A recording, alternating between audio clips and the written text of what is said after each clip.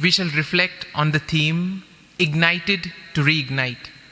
It may sound a bit strange, but when we are filled with the zeal and the love of God, at that time we are automatically led by the Spirit to share the warmth that we have with others. And we see the same thing happens in family life, and the same thing happens in our communities. When we are filled with love, when we share things in common, at that time we also share the warmth that we have within us. And therefore, the gospel today invites us to reflect on this question. Do you want to be on fire for God? Probably when the disciples of Jesus heard the statement of Jesus, I've come to bring fire, I've come to bring division, probably they would have been shocked. But what kind of fire does Jesus really refer to? Here we see that Jesus implicitly mentions something else. And what is that? We shall find out during this homily. You look at today's reading. Today's first reading is possibly the greatest family prayer ever. It teaches us that when we pray for our family, we pray first for all the graces that God bestows on us. And we see that family life is humanly impossible. The demands of family life are overwhelming. And the only way we can deal with this is from the grace that comes from God. And to receive this grace, we have to open ourselves, we have to open our hearts, and then we have to be loyal to God and to His grace.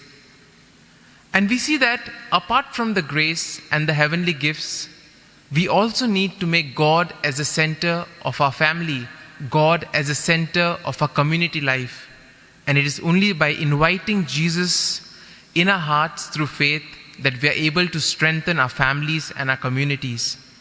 With God actually living among us, love becomes the root and the foundation of our family life and of our community life.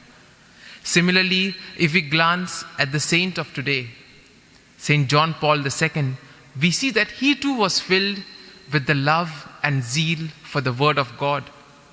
And therefore, with this zeal, with this fire that was burning within him, he did many great things in order to increase the faith among the faithful. Today's gospel invites us to reflect on the fire as God's purifying love and cleansing word. Now, the image of fire in the biblical texts has got several meanings, but mostly it's been associated with God's action in the world and with the action of God in the lives of the people.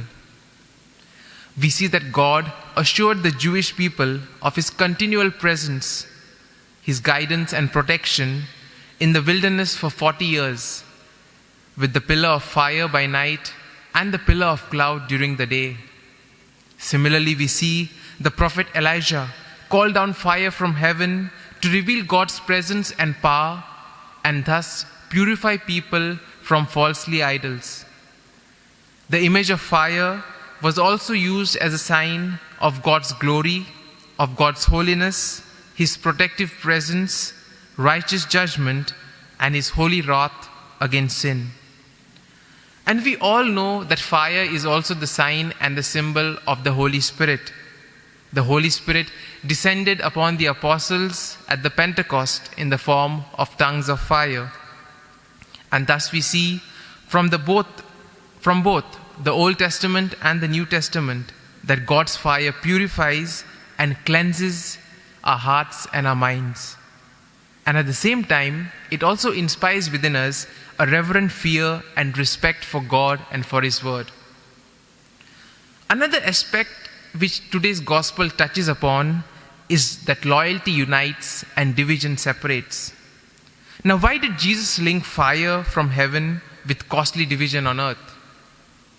Did He expect His followers to take the statement literally when He said, there will be 3 against 2 and 2 against 3? Or was Jesus using a metaphor?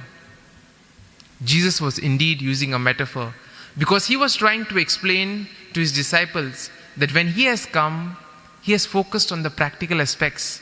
And we have seen that Jesus tried to change many of the pre-existing rules and laws which were there. And as a result of that, in a family, if there were some people who were rigid and who wanted to stick to the old laws, they would definitely oppose those in their family who were beginning to follow the way of life of Jesus. And in this sense, what Jesus said in today's gospel makes complete sense. And therefore we see, even in our lives today, many of us are opposed to change. And then we use our reasoning and our intelligence to make various arguments as to why we should stick to the past and not change for the better.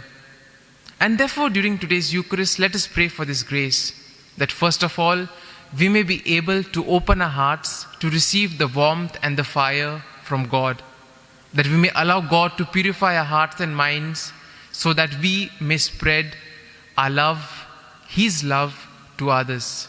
And at the same time, let us also pray for the grace that we too may have an open mind and that we may be willing to change for the better, for ourselves as well as for those around us. Amen.